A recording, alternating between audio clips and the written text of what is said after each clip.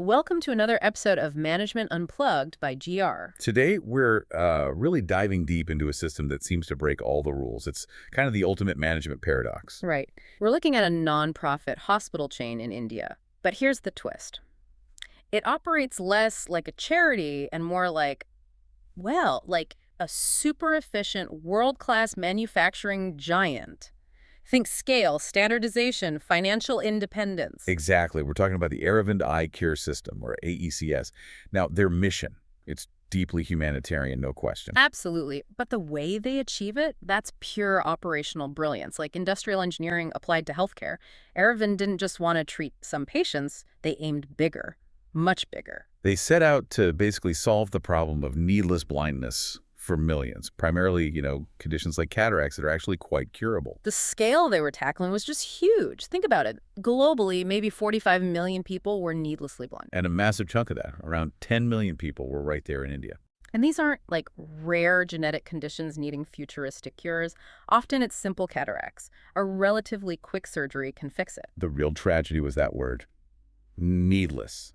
Yeah. It don't have to be that way. Which brings us to the core puzzle we're going to unpack for you today.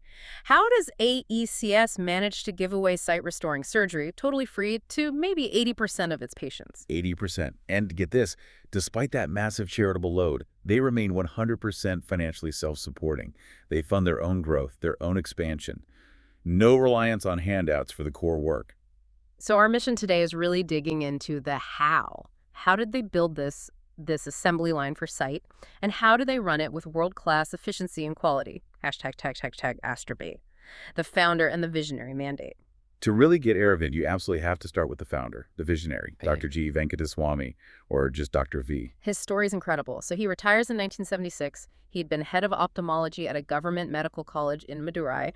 Most people would, take it easy. Not Dr. V retirement for him was the starting gun. Yeah. It was his chance to really go after his life's mission, stamping out needless blindness. In his personal story, it says so much about the organization's DNA. He'd battled severe rheumatoid arthritis earlier in life. Yeah, it was so bad he couldn't even hold a pen for a while. But through sheer force of will, years of effort, he didn't just recover, he regained the dexterity to be a surgeon again.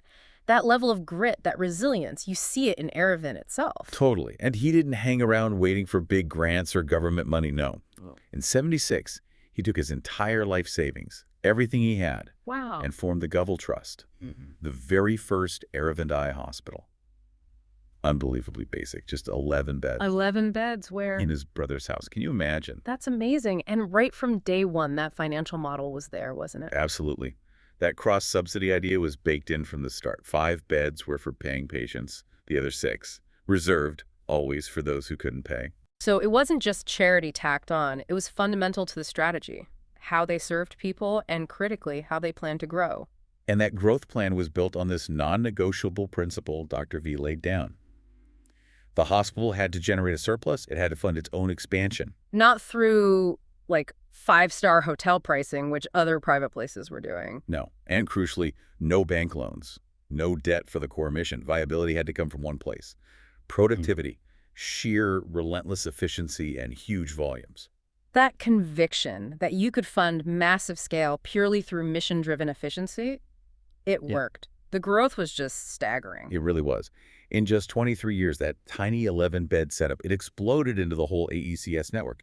5 major hospitals. And the numbers. Get this. Collectively, they were doing 190,000 surgeries every year. That's nearly half, about 45% of all eye surgeries in the whole state of Tamil Nadu. 45%. And about 5% of all eye surgeries in India. Incredible scale. And that original Madurai hospital. AEH Madurai grew into a 1,500-bed giant, doing almost 95,000 surgeries a year itself. So this wasn't just growth, it was exponential, funded by the mission itself. Dr. V basically flipped the usual healthcare model on its head. Completely. Yeah. Instead of low volume, high margins, scarcity. Yeah. He went for high volume, low margins, and abundance through efficiency. Okay, let's really unpack the operational how. Because this is where Aravind earns those comparisons to, McDonald's or Ford. It's all about hyper-efficiency. Right. If the mission was the why, the efficiency is the how they delivered it affordably, and the productivity numbers. They're just off the charts. Give us the headline figure. Okay. AECS doctors average around 2,600 surgeries per doctor per year. 2,600. And the average in India? Hovers around 400, maybe. What's that, like 6.5 times more productive? Yeah, a massive difference. Which immediately makes you ask, how? How is that even possible? And crucially, how do you do that without compromising safety? Our image of surgery is slow, meticulous, lots of downtime. AECS looked at it differently. They treated the operating theater like, well, like an assembly line for sight. Okay, paint a picture for us. How does that work in practice? They often use adjacent operating tables. Right. Typically 2 tables for 1 surgeon. This is key. 2 tables, 1 surgeon. Exactly. And the workflow is designed to maximize the surgeon's time. That's the most valuable, scarcest resource. So while the surgeon is operating on patient 1, the nurses and the support team are already prepping patient 2 on the next table. Sterilizing, draping, everything. Like a Formula One pit crew, almost. That's a great analogy. A cataract surgery might take, say, 12 minutes. As soon as the surgeon finishes on table 1, they literally just turn around. Wow. And move straight to table 2. Patient 2 is ready to go, instantly. And patient 1 is moved out, patient 3 comes onto table 1. Precisely. There's virtually 0 wasted time for the surgeon. Their hands are always busy doing what only they can do. And 0 downtime means massive volume. Huge volume. It's common for a doctor to perform 25 surgeries in just 1 half-day session, like 7 a.m. to 1 or 1:30 p.m. That schedule, that 2-table flow, that's the engine of their scale. But let's circle back to quality, because the immediate fear is, okay, speed equals mistakes. How do they avoid that? Especially when they claim quality comparable to, say, the UK. Because the focus on quality control is just as intense as the focus on speed. It's not speed instead of quality. It's speed through quality and standardization. How do they ensure that? They use high-quality equipment, often imported, and they track data meticulously. They monitor complication rates constantly. Things like capsule rupture, for instance. What's that? Exactly. It's a tear in the little membrane holding the eyes lens, a key indicator of surgical skill and safety in cataract ops. Aravind tracks this stuff religiously. And how do their rates compare?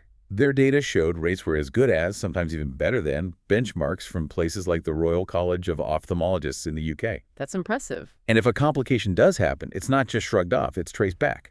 Not just to the doctor, but the whole team involved in that specific case. So it's a system issue, not just an individual one. Exactly. They see it as a process failure, something to be analyzed, learned from. They adjust training, tweak the process. It's continuous improvement, baked in. This whole high-speed, high-quality system only works, though, if the surgeon isn't bogged down doing other stuff. Precisely. Which brings us to another crucial piece. The paramedical army. Okay, tell us about them. Dr. V had this insight. Surgeons are expensive, highly trained assets. They should only do the things only they can do. Diagnosis, critical advice, and the surgery itself. Which is what percentage of the total patient interaction? Maybe 10%, if that. So who does the other 90%? The paramedical staff. This is brilliant. They recruit mostly young women, often from nearby villages, typically with about 12 years of schooling. And what's the key criteria for hiring them? Experience. Attitude. Attitude and a commitment to service. That's what they look for first, the skills. They can teach those. So they hire for attitude, then train rigorously. Yep, a standardized 2-year training program. Very thorough. And what tasks do these paramedics handle? Pretty much everything else. Initial eye checks, testing vision refraction testing, taking detailed patient histories, guiding patients through the hospital system, which can be confusing. Sure. Handling pre-op and post-op care, and really importantly, counseling patients and their families. So by delegating 90% of the workload to this highly trained but lower cost workforce, they massively leverage the surgeon's time. It's radical task shifting, defining roles strategically to maximize efficiency. It's just smart. Okay, so they've tackled the efficiency challenge, getting the most out of their doctors and staff. But Dr. V still had this huge roadblock, right? The actual cost of the materials needed for modern surgery. Yes, exactly. This was a potential deal breaker, especially for making advanced surgery affordable for the poor, the input costs. And this is where Aravind stops just being a hospital and starts acting like, well, like IKEA or something, vertical integration. That's a perfect way to put it. The biggest cost barrier for high-quality cataract surgery back then was the lens itself, the intraocular lens, or IOL. The little plastic lens that replaces the cloudy natural one? That's the one. Without it, the surgery isn't really complete. But these high-quality IOLs, they had to be imported. And they were expensive. Very. We're talking 80 to 100 US dollars each. Which, for someone in rural India earning maybe a few dollars a day, that's just impossible. Forget it. Absolutely. Even with government subsidies, it kept the best surgery out of reach for the very people Dr. V wanted to help most. It threatened the whole mission. So Aravind's response was pretty audacious. It's a classic problem solving. Like any smart business facing a critical, costly supply issue, they decided, fine, we'll make them ourselves. Just like that. Pretty much. In 1992, they launched Orolab, a separate nonprofit trust specifically to manufacture IOLs locally. And this is where things get really interesting, right? This wasn't just about supplying their own hospitals. No, this was a game changer, globally. Orolab figured out how to make these lenses efficiently. And the result? They crashed the price. How low did it go? Get ready for this. From $80 or $100 down to less than $5 US. Under $5. Under $5. Think about that impact. It utterly transformed the economics of cataract surgery worldwide. Suddenly, the best standard of care was potentially affordable for millions more. And Orolab became a major player on the world stage. Huge. By the early 2000s, Orolab was making something like 1/6 of all the low-end IOLs produced globally. Wow. And they weren't just keeping them in-house. They were exporting about 1/3 of their production, sending these cheap quality lenses to NGOs and clinics in 120 different countries. They didn't just solve their problem. They helped solve a global one. Incredible. But the cost control didn't stop at the lens, did it? Nope. Once the lens was cheap, they looked at the next biggest cost item in the surgical pack. What was it?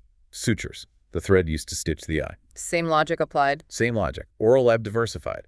Started a sutures division. Result: high-quality sutures at about 1/4 the price of imported ones. Okay, this is relentless cost optimization. What else? Pharmaceuticals, eye drops, medications needed before and after surgery. They started making essential eye drugs, things like iconazole, coltremazole again, ensuring quality but at a reasonable cost. It's textbook vertical integration, controlling the key inputs to control the final cost and ensure supply. Exactly. Making sure the savings from the cheap lens didn't just get eaten up by suddenly expensive sutures or drops. They control the whole value chain for the procedure. And crucially, this wasn't about cutting corners on quality, was it? Absolutely not. That's key. Orolab was built to meet tough international standards from day one. They quickly got the CE mark, which is the European standard, and ISO 9002 certification. So proving you can have massive cost reduction and world-class quality. They're not mutually exclusive. Not at all. In fact, the process control needed for efficiency often drives quality. And we should quickly mention the glasses too, right? The spectacle lens division. Yeah, that's another smart piece. They set up their own lens labs to supply their optical shops. So patients needing glasses could often get them made quickly, affordably, quality controlled, sometimes even on the same day as their screening. Tackling at last mile of vision correction, making sure the solution is complete before the patient walks away. So we've got the super efficient factory floor in the operating room. We've got the low-cost inputs thanks to Orolab. But there's still a missing piece, getting the patients to the hospital. Right, access. Dr. V realized, didn't he, that having the world's best, cheapest eye hospital doesn't help if people in remote villages can't actually get there. Exactly. This is where the Uber model comes in. They don't wait for patients, they go out and find them, proactively. And this was based on some hard data, wasn't it? They found that traditional outreach wasn't enough. Yeah, they noticed a frustrating pattern. Even with outreach efforts, maybe only 7% of the people they knew needed help in rural areas were actually showing up at screening camps. Why so low? Well, think about it. If you're poor, maybe elderly, losing your sight, you're often isolated, maybe immobile. You can't afford to take time off work, even if it's meager. The journey itself is a barrier. So Aravind realized they couldn't be passive. They couldn't just build it and hope they would come. No way. Yeah. They had to actively bring the patients into the system. That led to the creation of the iCamp engine. The iCamp engine, tell us about that. It's a massive logistical operation. AECS runs an incredible number of these temporary eye screening camps, something like 1,500 or more every single year, coordinated across all their hospitals. 1,500 camps a year. The planning must be intense. Oh, absolutely. Think about the scheduling, staffing, supplies. Yeah. It rivals organizing major festivals or events. And how are these camps funded? It must cost a lot. This is clever, too. They leverage community partnerships. Local groups, NGOs, Rotary clubs, local businesses, wealthy individuals, they sponsor the camps. What does the sponsorship cover? Typically, the local publicity, getting the word out with posters, announcements, and the basic organizational costs of running the camp itself. The source mentioned a large camp might cost a sponsor around, say, $42,500 back then. Mm. Okay, so the camp is set up, sponsored. What happens when patients arrive? Describe the funnel. It's designed to be completely seamless, removing every possible barrier for the patient. First step, screening. Everyone gets checked for free right there at the camp by the paramedical teams and senior doctors. And if they find someone who needs surgery, say for cataracts, They counsel them right then and there, explain the procedure, answer questions, and if the patient agrees, this is the crucial part. what happened? They don't just schedule an appointment for later, they put them on a bus that same day. Wow, immediately. Immediately, buses are waiting. They transport everyone who needs surgery directly to the nearest Aravind base hospital. And who pays for the bus? The camp sponsor covers that transport cost. See? It removes the patient from their difficult environment right away. No chance to back out, no logistical hurdles for them to overcome later. Attendance guaranteed. Brilliant. So they arrive at the hospital, then what? Everything is covered. Surgery is free. They're given food, also free, and accommodation. Accommodation. Yeah. Now, for the free patients, it's very simple. Often just clean mats on the floor in large, dedicated wards. But it's clean, it's safe, and importantly, it maximizes space. Capacity is never the bottleneck. So the low-cost, high-volume thinking extends even to the wards. Absolutely. And after the surgery, using those cheap oral lab lenses, remember, and a few days recovery, How do they get home? hospital transport again takes them back to their villages. And they leave with a 40-day supply of necessary post-operative medicines, also free. So it's a complete end-to-end service package. Yeah. From their village doorstep, through surgery, and back home again. All at zero cost to the patient. Exactly. A total solution. And you mentioned glasses earlier. How do they tackle the issue of people needing spectacles but not getting them? Yes. The mobile optical shop. This was genius.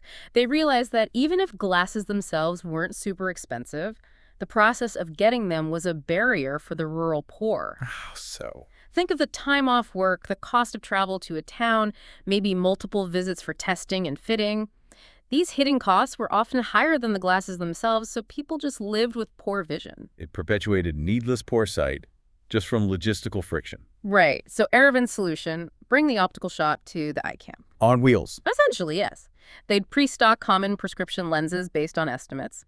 The paramedics do the eye tests, and then other trained staff grind and fit the lenses into frames right there, on site. How quickly? Often within an hour of the initial screening. An hour. That's incredible. It just eliminates that whole barrier. Simple, elegant, and solves the problem completely for basic vision correction.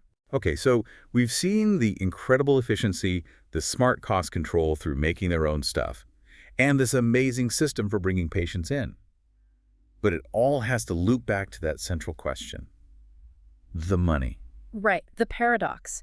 How on earth do they afford to give away 80% of their core service surgery for free? The answer is this incredibly disciplined financial model and a core policy of self-sufficiency. This really is the big management takeaway, isn't it, for anyone running any kind of organization? Absolutely. AECS is financially self-supporting.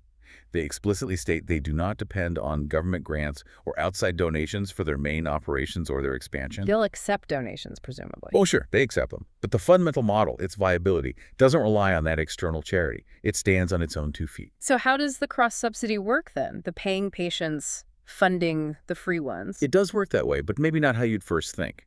It's not about charging the paying patients exorbitant fees. Yeah. No. The paying patients, remember, that's only about 20–25% of the total they pay moderate rates. They get the exact same high-quality medical care, same surgeons, same equipment as the free patients. So what do they pay extra for? Amenities, mostly. Comforts, maybe a private room, air conditioning, perhaps the ability to choose a specific senior surgeon or their room type, Right. slightly nicer surroundings. Okay, so the other 75–80% get the service totally free. The paying patients' fees help cover that, but you're saying that's not the whole story. It's not the real engine. The real financial magic comes from the combination of 2 things we've already talked about. That massive, massive volume of procedures. Driven by the assembly line efficiency. Exactly. And the radically low-cost structure. Yeah. Especially having those oral lab lenses at under $5 instead of $100. Right. When your main component cost drops by 95%, that changes everything. It creates this huge efficiency dividend. The overall cost per surgery is driven so low that even with most patients paying nothing, the system still generates a significant surplus. And their financial discipline sounds almost legendary. It is. That first hospital in Madurai, it made a surplus from year one. And they have this strict internal rule. No bank loans, no external debt for expansion. Why not? Most organizations borrow to grow.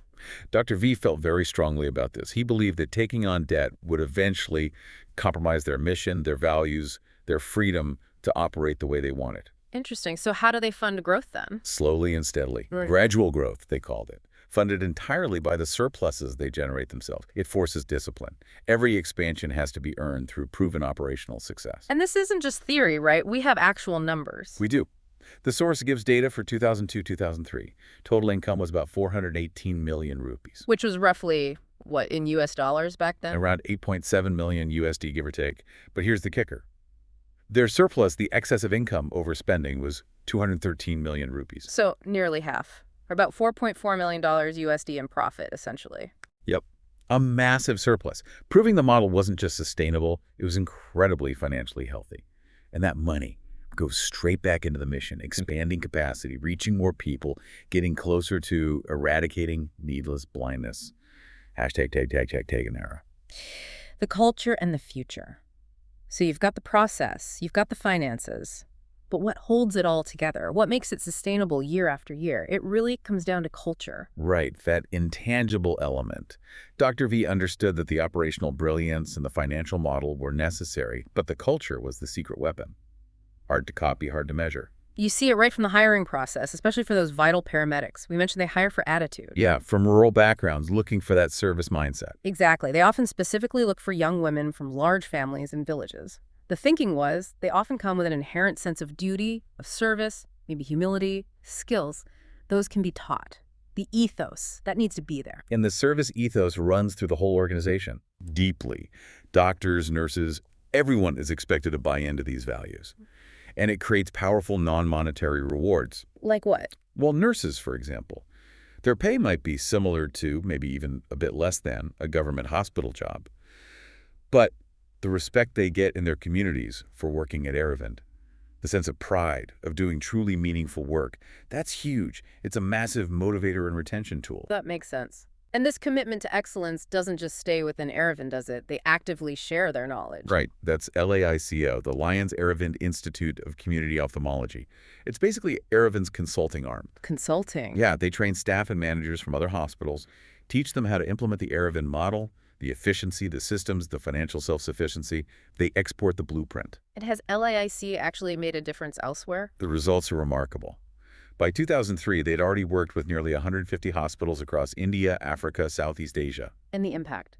The data showed, for instance, in a group of 40 hospitals IKEA worked with, the number of surgeries they performed nearly doubled. Doubled? And maybe even more importantly, the number of those hospitals that became financially self-sufficient, covering 100% or more of their costs, also doubled after IKEA's intervention. Wow, so it proves the model is transferable. It's not just some unique magic in Madurai. It's about process and culture. Exactly. The genius can be replicated, at least in part.